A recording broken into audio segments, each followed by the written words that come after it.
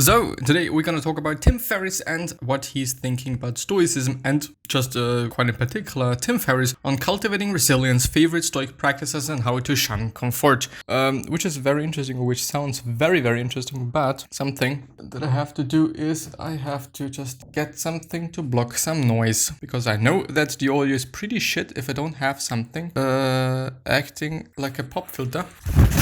Yeah. So this is also and I'm just gonna read. It's basically an interview from the dailystoic.com site. The link is as always gonna be down in the description. So if you wanna check it out, please check it out. And I'm also gonna make it a little bit bigger because I can't see anything. So yeah, best-selling author and investor Tim Ferriss has been one of the most vocal modern proponents of Stoicism. For years, he was advocated the value of the philosophy. He has advocated, whether it is on his widely popular blog, which is read by millions, on his podcast, which at this point has over 200 million downloads, or on the stage of TED. He is currently in the middle of a book launch with Tribe of Mentors, which also has numerous references to Stoicism.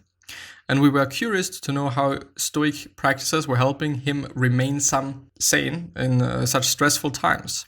Tim was very generous with his time, and we also got to ask him for the best Stoic practices to cultivate resilience, his daily rituals, how he first discovered the philosophy, and much more. Oh, and pay attention to the full interview as he prescribes an important homework assignment for the daily Stoic community. Note, the below interview is transcribed from recorded conversation, so the tone is very conversational. Yeah, so just don't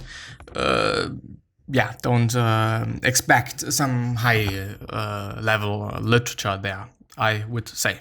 You have been one of the most vocal modern proponents of Stoicism, from your blog to podcast to stage of TED. In fact, it has been close to a decade now, and you have introduced millions of people to the subject. So thank you for that. Now we would love to know how you first encountered the philosophy and why did it resonate in such a profound way. The answer. First encountered Stoicism in 2004 or so, and at the time I was completely flamed out. I was trapped in a monster of my own making, my business at the time. I was using stimulants to wake up and get going, using depressants to wind down and go to sleep. It was a very difficult time. I wasn't sure of how to scale my business without adding more hours to my day. So typically, I would wake up extraordinarily early to work on, say, Europe and other countries, and then go through the entire US time zone by time zone until I was working with Hawaii later at night. And then Japan and so on. It was completely unsustainable. I was looking for a way to simplify, to streamline everything in my personal business life, and came across a book of quotes. One of the quotes was from Seneca, and it was, "We suffer more in imagination than in reality." There were several other quotes that popped up attributed to Seneca, which I'm embarrassed to admit at the time I thought was a Native American elder. Of course, I've since learned he was not a Native American elder, but in fact, we now think, rather portly man in Rome. That quote really sent me on a path to finding the moral letters to Lucilius, which led me to other Stoic thinkers, including Marcus Aurelius, and so on and so forth. It resonated with me on several levels. Number one, it was secular. Number two, it was highly specific and tactical and designed to work in the real world. In other words, it was an abstraction in an ivory tower being resurgerated or something by philosophy professors in black turtlenecks, although those may also exist for Stoicism. It was an operating system that had been tested on the front lines, both literally in the case of, say, Marcus Aurelius, and metaphorically in other high-stake environments like the Senate and certainly in POW camps and so on later. To a certain degree, it appealed to me because it was for me a Japanophile, someone who had his first trip abroad as an exchange student in Japan at age 15 for a year. It was very reminiscent of many Japanese philosophies that I've been exposed to, both in different facets of Bushido, pretty interesting, and martial arts philosophies, specifically the principles of Kano Jigoro, the founder of Judo, and I should say the most famous Japanese swordsman in history. Musashi Miyamoto, who wrote the Book of Five Rings, among other books, which is, as far as I know, a very known one. Last but not least, Stoicism can help you to become a better, kinder person, in helping you to become less emotionally reactive, e.g. reflexively angry or annoyed. It helps you to be better to better resolve conflict and teach others to do the same. In my experience, particularly when combined with Buddhist metta or loving kindness meditation, Stoicism can foster greater compassion and also empathy. Both Stoicism and Buddhism focus quite extensively on awareness of impermanence, so the practices are often complementary. Overall, I would say that I view Stoicism not only as a means for greater effectiveness, which it certainly is, but also as a tool for creating a better, less devised world. To quote Tim Ferriss, PhD, "No society in human history ever suffered because its people became too reasonable." And I do want to repeat it again. No society in human history ever suffered because its people became too reasonable. And there's a point that is sometimes missed. If you want to improve the world, you need to start with yourself. Even if you only care about service to others, altruism, or being an instrument for good to have the desired impact, you cannot be ruled by knee-jerk emotions, crying over spilled milk, and so on. If you want to save the planet, you have to put on your own oxygen mask first. Which is definitely the fucking case. Also regarding being a good person to other people. Like if you are just a shitty person, it's pretty hard to help other people if you yourself are a shitty person and imperfect, which is always going to be the case. But there's a lot of things we all can and also maybe should work on. You are in the middle of a book launch now with Tribe of Mentors, and those are always hectic and stressful. How does Stoicism help during such periods? There are a few very specific ways that Stoicism practices help on a daily basis. They are all very practical. The first is with, for instance, media and interviews of all different types. If you become excessively nervous or emotionally reactive, you've lost before you've even begun. For instance, if you're preparing for a national television show like Dr. Oz or an interview for NPR or whatever it might be, if you let your nerves get the better of you, it can cause you to freeze and you lose the opportunity. Rehearsing the worst case scenarios or negative visualization is a very powerful tool, which paradoxically allows you to become more relaxed and therefore more response able. For example, able to choose your response if you get thrown a curveball question or if you flub and make a mistake in the middle of a live broadcast, both of which have happened to me many, many times. You're able to recover faster because you don't go into a tailspin. That type of negative visualization is very important, and I do constantly. Negative visualization means that you visualize the most negative outcome a certain situation or certain thing can have, as far as I remember. Second, I would say that simply reading Stoic passages in preparation for the day helps me to ideally ignore, and when I cannot ignore, not respond to, certainly not engage with critics who have unfounded attacks. Let's say. On the flip side, it also helps me to not believe my own press releases and hype, which can cause equally bad problems if I start to believe every word that the superfans say to me. I was given some very good advice around 2007, which was, you're never as bad as they say you are, but you're also never as good as they say you are either. Those are a few ways that immediately come to my mind that I'm applying, for instance, this week, the following week, when the demands on me are very high. The stakes are very high. I have both red-hot supporters and vehement, aggressive detractors, and I'm in public-facing environments. Stoicism for me is the perfect portfolio of principles and techniques for navigating that type of experience.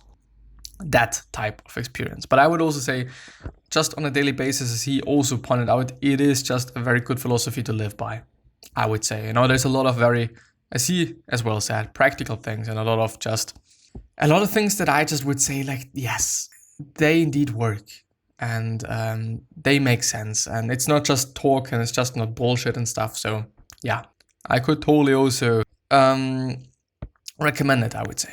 So what are the 1, 2, 3 Stoic tactical pieces of advice you would recommend to our readers who want to cultivate resilience?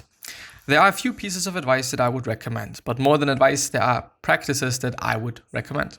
The first would be practicing poverty or other types of worst-case scenarios. This comes directly from one of the moral letters to Lucilius, which is letter 18 apparently, on festivals and fasting, which I refer to all the time.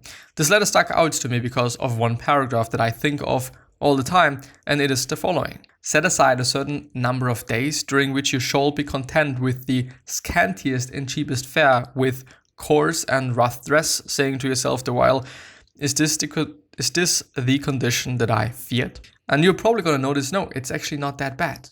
Of course, it's not that nice either, but it is not that bad. That is what I repeat to myself over and over again.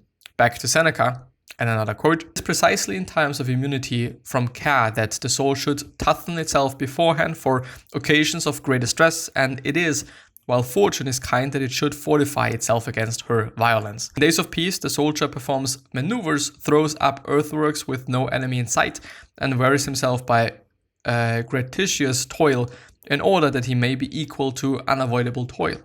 This is very important to me and immediately applicable to real life. For instance, I will regularly, 3 continuous days per month minimum, practice fasting. I will do that from early Thursday dinner to an early Sunday dinner to simply expose myself to the rather often unfamiliar sensation of real hunger. If I wanted to extend that, as one of my friends has done, a very successful CEO and author, he will schedule periods of time each quarter, say for a week, when he will effectively camp out in his living room, in a sleeping bag, and he will survive on cheap instant coffee and instant oatmeal, perhaps at cost of $15 per week maximum. This is so that he's better able to make decisions and that are proactive and big picture, and less out of obligation or guilt or fear of missing out, because he knows that even if he misses a particular deal, even if a cutting edge project or experiment or his pushing the envelope fails, that he can make do, and in fact often thrive with next to nothing. Indeed. Perhaps unexpectedly at the end of such experiment, people will very often be in a better mental state, feel more content than they did beforehand. It is very freeing. Practicing poetry or practicing rehearsing your worst case scenario in real life, not just journaling, not just in your head, I find very, very important. Certainly, I expose myself to a lot of duress and pain in say the form of ice baths and cold exposure, simply to develop my tolerance for the then unavoidable pain and disruption that comes to all of us. The more you schedule and practice discomfort deliberately, the less unplanned discomfort will throw off your life and control your life. The second exercise is perhaps the most important exercise that I do for myself. It's completely borrowed from Stoicism, just adapted into a written exercise that I do called fear setting. I won't go through the entire thing here because it would take too long, but the easiest place to find all instructions for that for free is tim.blog/TED, because he actually did a TED talk exactly on that, which is very interesting. And why can't I'm gonna wait. The last exercise or category of exercise that I would recommend are comfort challenges. I do want to go through the fear setting a little bit. I don't remember it that much, and I'm very sorry for that. But it is more or less about just really also visualizing your fears as I remember, or as far as I remember. Well, maybe when I'm having the time afterwards, I'm going to go through it. The last exercise or category of exercise that I would recommend are comfort challenges. These are simple exercises that you can do on a regular basis to expand your comfortable sphere of action. I've heard it said before. I certainly didn't come up with the expression, everything you want is just outside your comfort zone. Why don't you proactively develop an ability to widen that comfort zone? These are some very simple ways to do that. For instance, you can go into various places like a Starbucks and practice doing the lay down challenge. This is laying down on the floor without saying anything to anyone, not telling them you're doing an exercise. Lay down on the floor for 10 seconds. If they ask if you're all right, you say, yes, I am totally fine. And then you get back up like nothing happened and continue on with waiting, in line or whatever you were doing. The downside is very minimal. Of course, don't do this in traffic. Use some common sense. Don't do it anywhere people are going to trip over you, but in a place where you can expose yourself to potential embarrassment and also shame, which is the point of the whole exercise. And it is still not working. This is very along the lines of what Cato used to do with wearing tunics of unpopular colors and walking barefoot. He was training himself to be ashamed of only those things truly worth being ashamed of, and you can do the same. Another option would be doing what my friend Noah Kagan calls the coffee challenge. Going into a type of coffee shop. If you don't like coffee, it could be tea, it could be water, it doesn't matter. When you go to the end of the line and you're placing your order, you ask for 10% off. Again, you don't tell them you're doing an exercise. You don't tell them Tim Ferriss said you or Seneca made you do it. You just have to bite your lip and bear it. The entire point is to risk rejection and discomfort by asking for 10% off your coffee is a second example of many examples in this category of comfort challenges. I would suggest slating at least one per week for yourself. Yeah. How long is it? I'm going to be able to finish. What are some of the weaknesses that you see in Stoicism? Which, by the way, is a very interesting one because we're often just talking about Stoicism in a very positive way and a lot of good ways, but there's always downsides to quite everything. And this is something that we should all keep in mind and we all should look for. So yeah. This is a tough one for me to answer because I think Stoicism is fairly comprehensive. I would say that after reading thousands of letters and chapters and journal entries related to Stoicism, there are times when I feel it can lead someone to be someone overly dour or Spock-like. For me, I found that while Stoicism helps me to be very non-reactive and to accomplish and achieve more with less wasted energy, I do like to add a healthy dose of Epicureanism and wine and enjoy my wine and gardening, for instance. There is a place, at least in my life, for a decent amount of hedonism. I don't think they need to be mutually exclusive. Certainly, if you were to look at the reported lives, not necessarily self-described lives of some of our favorite Stoics, there's certainly a fair amount of debauchery involved. Whatever this means, I don't know, but I'm gonna search it. Ausschweifung, dissipation, dissoluteness, degeneracy, corruption, vice. Yeah. I know we all make mistakes, and we all are not perfect. Which Stoic quote do you remind yourself of today? Which Stoic quote do you remind yourself of the most often in your day-to-day life? I would have to be the one that introduced me to Stoicism. We suffer more in imagination than in reality, from Seneca. A close cousin of that, which I may be getting somewhat wrong, is he who suffers before it is necessary suffers more than it is necessary. Which is as well by Seneca, and it is a really good one, and I'm thankful that I'm reading this again because I've lost it. Because this is actually one of the best quotes that I've ever heard in my entire life, but I've forgotten about it, unfortunately, so I know it again. I really think that the imagined arguments, the past arguments, the imagined fights in the future, the past fights that we don't need to hold on to really cause the vast majority of the pain we experience, not the events that come to pass. Those would be two that come to mind. Certainly the letter 18 that I mentioned, there are several passages in that letter that I think of very, very often. And there's a quote from Marcus Aurelius, which I have taped to my refrigerator so that I'll see it on a very regular basis from Meditations, and it reads as follows. When jarred unavoidably by circumstance, revert at once to yourself and don't lose the rhythm more than you help. You will have a better grasp of the harmony if you keep going back to it. When jarred unavoidably by circumstance, revert at once to yourself and don't lose the rhythm. I don't actually get it. This quote pairs very well with what I typically do before I go to the refrigerator in the morning, which is 20 to 22 minutes of meditation, seated meditation of some types, very often transcendental meditation or vipassana meditation, where I am observing my breathing, I'm observing my psychological state, tightness, and so on, which pairs very nicely with revert at once to yourself. And therefore, when I'm combining these two on a daily basis, if I end up getting cut off in traffic or I end up getting cut off in a conversation by someone, I'm able to revert to myself. For example, pay attention to my breath or how I'm feeling for even a millisecond so that I'm less likely to reflexively get upset and more likely to pause for a very short period and then respond in a more constructive way so that I'm focused on, for instance, not being right, but getting the outcome that I want. Those are a few that comes to mind right off the bat. The Daily Stoic community has now grown to thousands and thousands of readers. So what would be a Stoic homework assignment that you want to give them, bet it for today, this week, or month? It's completely up to you. Whether it is a text to read, a Stoic practice, a question to journal, on etc.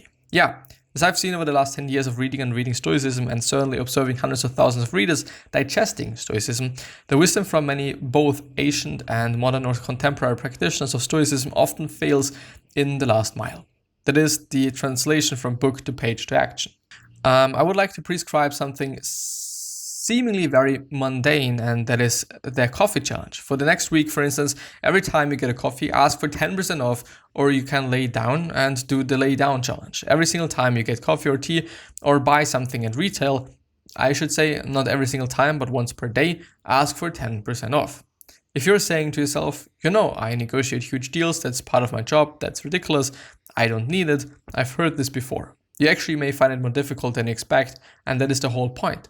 It is not enough to plan for discomfort, it is enough to rehearse in your mind that you're going to do when faced with discomfort.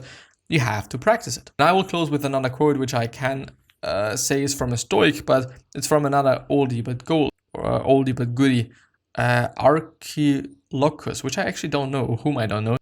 And it is, quote unquote, we do not rise to the level of our expectations, we fall to the level of our training. Don't role play in your head, get in the messy realities of the real world and put Stoicism to work. And I do actually want to end the episode there. There's not too much to add, and I do not want to add anything. So I wish you the best health, wealth, happiness, and also success, and also hope that you're going to remind yourself and you're going to be remembered, which basically means your legacy, and basically means just being a nice person and then also being remembered as a nice person, which is a pretty fucking cool thing.